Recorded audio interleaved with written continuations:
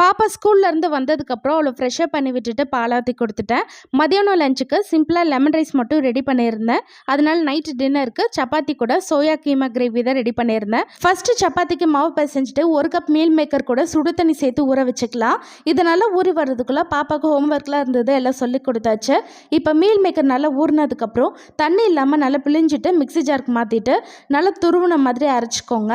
அடுத்து 3 table spoon எண்ணெயில் கொஞ்சமாக சோம்பு, பொடியாக கட் பண்ண 2 பெரிய வெங்காயம், 1 டீஸ்பூன் இஞ்சி பூண்டு விழுது, 1/4 டீஸ்பூன் மஞ்சள் தூள், 1 ஸ்பூன் மல்லித்தூள், 1 ஸ்பூன் தனி மிளகாய் தூள், 1 ஸ்பூன் மட்டன் மசாலா, பொடியாக கட் பண்ண 2 தக்காளி, தேவையான உப்பு சேர்த்துட்டு நல்லா வதக்கி விட்டுக்கோங்க.